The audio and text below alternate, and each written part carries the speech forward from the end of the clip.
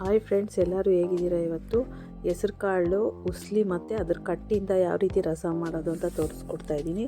ಅದಕ್ಕೆ ನಾನು ರಾತ್ರಿನೇ ನೆನೆಸ್ಕೊಂಡಿದ್ದೆ. ಬೇಕಾದ್ರೆ ನೀವು ಡೈರೆಕ್ಟಾಗಿನೂ ಮಾಡ್ಬೋದು. ಇದನ್ನು ಈ ಥರ ನೆನೆಸ್ಕೊಂಡ್ರೆ ಬೇಗ ಆಗುತ್ತೆ ಅಂತ ನಾನು ರಾತ್ರಿನೇ ನೆನೆಸ್ಕೊಂಡಿದ್ದೀನಿ.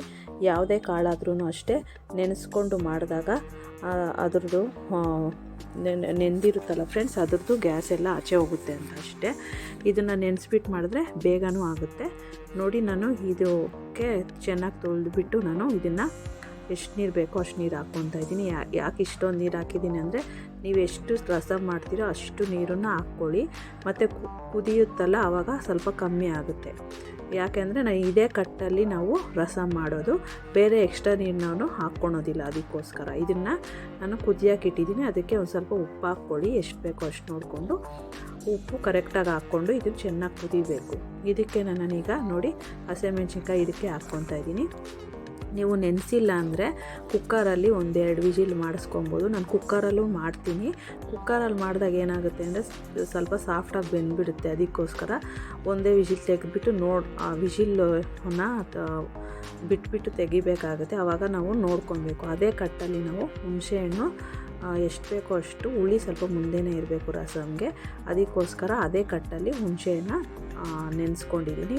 ಸ್ವಲ್ಪ ಬಿಸಿ ಆದಮೇಲೆ ಬಿಸಿನೀರು ಹಾಕ್ಕೊಂಡಿದ್ದೀನಿ. ಇದನ್ನು ಕಟ್ಟು ನೋಡಿ, ಈ ಥರ ಮೇಲೆ ಬಂದಿರೋ ನೊರೆ ಎಲ್ಲ ತೆಗೆದುಬಿಟ್ರೆ ಇನ್ನು ಅದು ತೆಗಿಬೇಕು ಅಂತಾರೆ. ಅದಕ್ಕೋಸ್ಕರ ಅದನ್ನು ತೆಗಿತಾ ಇದ್ದೀನಿ. ನೀರು ನೋಡಿ ಇನ್ನೊಂದು ಸ್ವಲ್ಪ ನನಗೆ ಬೇಕು ರಸಮ್ಗೆ, ಅದಕ್ಕೆ ಇನ್ನೊಂದು ಸ್ವಲ್ಪ ಹಾಕ್ಕೊತಾ ಇದ್ದೀನಿ. ಈ ಹಸಿಮೆಣ್ಸಿನ್ಕಾಯಿನ ಈ ಥರ ಹಾಕ್ಕೊಂಡಾಗ ಅದು ಸ್ವಲ್ಪ ಸಾಫ್ಟ್ ಆಗುತ್ತೆ. ನಾವು ರಸಮ್ಗೆ ಅದನ್ನು ಯೂಸ್ ಮಾಡ್ಕೊಬೇಕು. ಅದಕ್ಕೋಸ್ಕರ ನೋಡಿ, ಈ ಥರ ಮೇಲ್ಮೇಲೆ ನೊರೆ ಬಂದಿದೆಯಲ್ಲ, ಅದನ್ನೆಲ್ಲ ತೆಕ್ಕೊಂಡು ಬಿಸಾಕ್ಬಿಡಿ. ನೋಡಿ, ಈ ಥರ ನೋಡಿ, ಇದು ಬೇಗನೆ ಬೆಂದ್ಬಿಡುತ್ತೆ. ಯಾಕೆಂದರೆ ನೆನೆಸಿಲ್ಲ ಅಂದರೆ ಸ್ವಲ್ಪ ಲೇಟ್ ಆಗುತ್ತೆ ಫ್ರೆಂಡ್ಸ್. ಅದಕ್ಕೋಸ್ಕರ ನೀವು ನೆನೆಸಿಲ್ಲ ಅಂದ್ರೂ ಮಾಡ್ಬೋದು. ಅದನ್ನು ಕುಕ್ಕರ್ಗೆ ಹಾಕಿ ಕೂಗಿಸ್ಕೊಬೇಕು. ಕುಕ್ಕರು ನೋಡಿಕೊಂಡು ನೀವು, ಇಲ್ಲಾಂದರೆ ಜಾಸ್ತಿ ಸಾಫ್ಟ್ ಆಗಿಬಿಡುತ್ತೆ, ಪೇಸ್ಟ್ ಥರ ಆಗಿಬಿಡುತ್ತೆ ಇದು ಹೆಸರು ಕಾಳು. ಅದಕ್ಕೋಸ್ಕರ ನೀವು ಈ ಥರ ಡೈರೆಕ್ಟಾಗಿ ಮಾಡಿದ್ರೆ ಅದು ಕರೆಕ್ಟಾಗಿ ಒಡ್ಕೊಂಡ್ರೆ ಸಾಕಾಗುತ್ತೆ. ಇಲ್ಲಾಂದರೆ ಕುಕ್ಕರಲ್ಲಿ ನಾವು ಪ್ರೆಷರ್ ಬಿಟ್ಬಿಟ್ಟು ಅದನ್ನು ತೆಗೆದುಬಿಟ್ಟಾಗ ಅದು ನಮಗೆ ಕರೆಕ್ಟಾಗಿ ಆಗುತ್ತೆ. ನೋಡ್ಕೊಂಡು ಮಾಡಬೇಕಾಗುತ್ತೆ. ಒಂದು ವಿಜಿಲ್ ಮಾಡಿಬಿಟ್ಟು ನೋಡಬೇಕು ಆ ಥರ. ಅದಕ್ಕೆ ನಾನು ಡೈರೆಕ್ಟಾಗೆ ಮಾಡ್ತಾಯಿದ್ದೀನಿ, ಈಸಿ ಆಗುತ್ತೆ ಅಂದ್ಬಿಟ್ಟು. ನೋಡಿ, ಈ ಥರ ಹೊಡ್ಕೊಳ್ಬೇಕು. ಕಲರು ಚೇಂಜ್ ಆಗುತ್ತೆ. ನೋಡಿ, ಈ ಥರ ಮುಟ್ಬಿಟ್ಟು ನೋಡಿದಾಗ ನಮ್ಗೆ ಗೊತ್ತಾಗುತ್ತೆ ಆಗಿದೆ ಇಲ್ಲ ಅಂತ. ಇನ್ನೊಂದು ಸ್ವಲ್ಪ ಹೊತ್ತಾಗಲಿ. ಇದನ್ನು ನಾವು ಸೋದಿಸ್ಕೊಂಡು ರೆಡಿ ಮಾಡ್ಕೊಬೇಕು. ಈ ಥರ ಕುದಿಬೇಕು. ಕಟ್ಟು ನೋಡ್ಕೊಂಡು ಹಾಕ್ಕೊಳ್ಳಿ. ಎಕ್ಸ್ಟ್ರಾ ನೀರು ಹಾಕ್ಕೊಂಡ್ರೆ ರಸಮ್ ಚೆನ್ನಾಗಿರಲ್ಲ. ನೋಡಿ, ಈಗ ನಾನು ಇದನ್ನು ಸೋದಿಸ್ಕೊತಾ ಇದ್ದೀನಿ. ಬೆಂದಿದೆ.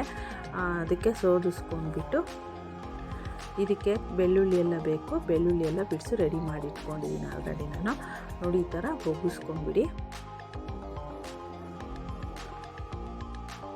ನೀವೆಷ್ಟು ಮಾಡ್ತೀರಾ ಕ್ವಾಂಟಿಟಿ ನೋಡ್ಕೊಂಡು, ನಾನು 4 ಜನಕ್ಕೆ ಮಾಡಿದ್ನಲ್ಲ ಫ್ರೆಂಡ್ಸ್, ಇಷ್ಟು ತೊಗೊಂಡಿದ್ದೀನಿ. ಒಂದು 1/4 kg ಹಾಕಿದ್ದೀನಿ ಫ್ರೆಂಡ್ಸ್.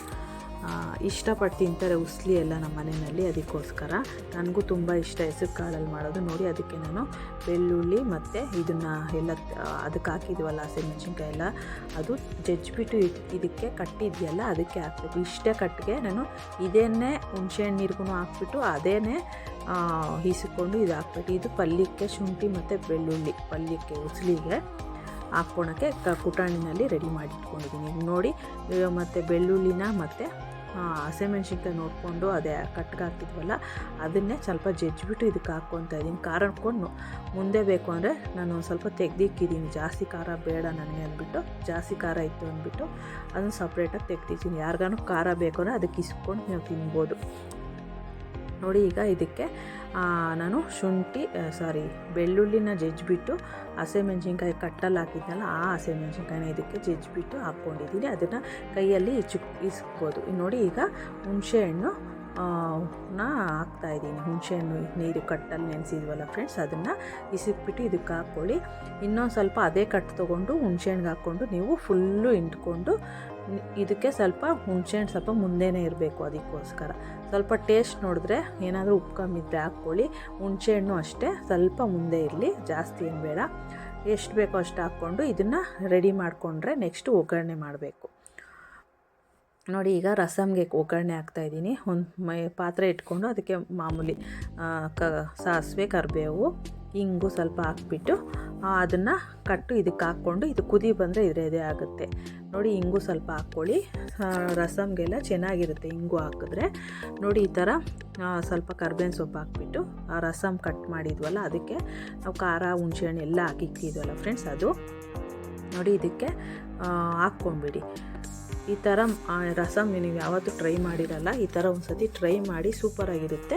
ನಾನು ಇಷ್ಟು ತೆಗ್ದಿಕ್ಕಿದ್ದೀನಿ ಫ್ರೆಂಡ್ಸ್, ಇನ್ನೊಂದು ಸ್ವಲ್ಪ ಬೇಕಾದರೆ ಅದಕ್ಕೆ ಇಸಿಕೊಂಡು ನಾವು ಕುದಿಸ್ಕೊಬೋದು.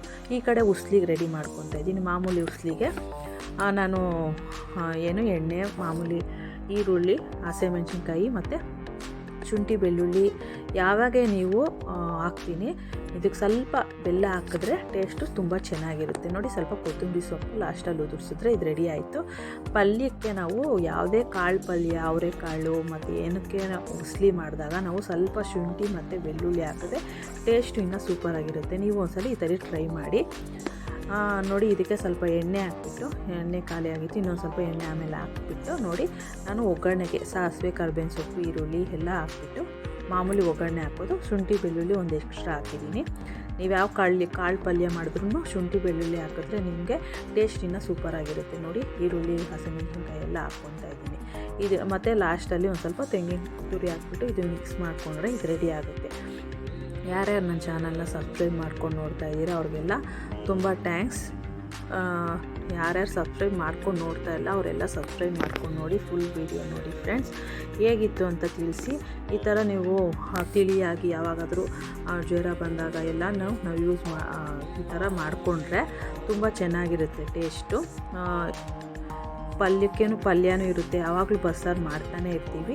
ಈ ಥರ ನಾವು ಉಸ್ಲಿನೂ ಮತ್ತು ರಸಮ್ ಮಾಡಿದಾಗ ತಿಳಿಯಾಗಿ ಈ ಥರ ಚಳಿಗಾಲದಲ್ಲಿ ಎಲ್ಲ ಚೆನ್ನಾಗಿರುತ್ತೆ. ಈ ಥರ ಉಸ್ಲಿನೂ ಅಷ್ಟೇ ನಂಚ್ಕೊಂಡು ತಿನ್ಬೋದಲ್ಲ ಫ್ರೆಂಡ್ಸ್. ಅದಕ್ಕೋಸ್ಕರ ನಾನು ಶುಂಠಿ ಬೆಳ್ಳುಳ್ಳಿ ಪೇಸ್ಟ್ ಸ್ವಲ್ಪ ಹಾಕ್ಬಿಟ್ಟು ಚೆನ್ನಾಗಿ ಮಿಕ್ಸ್ ಮಾಡಿಬಿಟ್ಟು ಇದಕ್ಕೆ ಸ್ವಲ್ಪ ಲೈಟಾಗಿ ಉಪ್ಪು ಹಾಕ್ಕೊಳ್ಳಿ. ಯಾಕೆಂದರೆ ನಾವು ಹೆಸರುಗಳಿಗೆ ಆಲ್ರೆಡಿ ಹಾಕಿರ್ತೀವಿ. ಅದಕ್ಕೇನಾದರೂ ಸ್ವಲ್ಪ ಕಮ್ಮಿ ಆಗಿದೆ ಅಂದರೆ ಈರುಳ್ಳಿಗೆ ಸ್ವಲ್ಪ ಹಾಕಬೇಕು, ಅದಕ್ಕೂ ನೋಡಿಕೊಂಡು ಎರಡಕ್ಕೂ ಆಗೋಷ್ಟರ ಸ್ವಲ್ಪ ಉಪ್ಪು ಕರೆಂಟ್ ಹೋಗ್ಬಿಟ್ಟಿತ್ತು, ಅದಕ್ಕೆ ಸ್ವಲ್ಪ ಕ್ಯಾಮ್ರಾ ಇದು ಲೈಟ್ ಆನ್ ಮಾಡಿಕೊಂಡೆ ನೋಡಿ. ಈಗ ಇದನ್ನು ಚೆನ್ನಾಗಿ ಆ ಹೆಸರು ಕಾಳು ಹಾಕ್ಬಿಟ್ಟು ಮಿಕ್ಸ್ ಮಾಡಿದ್ರೆ ಇದು ರೆಡಿ ಆಗುತ್ತೆ. ನೆಕ್ಸ್ಟು ನೋಡಿ ಹೆಸರು ಕಾಳು ಎಷ್ಟೊಂದು ಡೈಜೆಷನ್ಗೆ ಮತ್ತು ಹೇರ್ಗೆ, ಸ್ಕಿನ್ಗೆ ಎಲ್ಲ ಒಳ್ಳೆಯದು. ನಾವು ವಾರಕ್ಕೊಂದ್ಸತಿ ಮಾಡಿಕೊಟ್ರೆ ಮಕ್ಕಳು ಇಷ್ಟಪಟ್ಟು ತಿಂತಾರೆ. ನೀವು ಈ ಥರ ಟ್ರೈ ಮಾಡಿ ಹೇಗಿತ್ತು ಅಂತ ತಿಳಿಸಿ. ಲಾಸ್ಟಲ್ಲಿ ಸ್ವಲ್ಪ ಕೊತ್ತಂಬರಿ, ನಾನು ತೆಂಗಿನಕಾಯಿ ಹಾಕಿಲ್ಲ ಫ್ರೆಂಡ್ಸ್, ನೀವು ತೆಂಗಿನ ತುರಿ ಸ್ವಲ್ಪ ಹಾಕಿದ್ರೆ ಇನ್ನೂ ಸೂಪರಾಗಿರುತ್ತೆ. ಯಾವ ರೀತಿ ಇತ್ತು ಅಂತ ತಿಳಿಸಿ. ಈ ಥರ ಉಸ್ಲಿನ ನೀವು ಮಾಡ್ತೀರಾ, ರಸಮ್ನ ಈ ಥರ ಮಾಡ್ತೀರಾ ಅಂದರೆ ಕಮೆಂಟ್ಸ್ ಮೂಲಕ ತಿಳಿಸಿ ಫ್ರೆಂಡ್ಸ್. ಹೇಗಿತ್ತು ಅಂತ ತಿಳಿಸಿ. ಸೂಪರಾಗಿತ್ತು, ಬಿಸಿ ಬಿಸಿ ಅನ್ನದ ಜೊತೆಗೆ ಸೂಪರಾಗಿರುತ್ತೆ. ಮತ್ತು ಟ್ರೈ ಮಾಡಿ. ಸ್ವಲ್ಪ ಉಪ್ಪು ಕಮ್ಮಿ ಇತ್ತು ಅಂತ ಹಾಕ್ಕೊಂಡು ಮಿಕ್ಸ್ ಮಾಡಿದೆ. Thank you for watching friends. Thank you.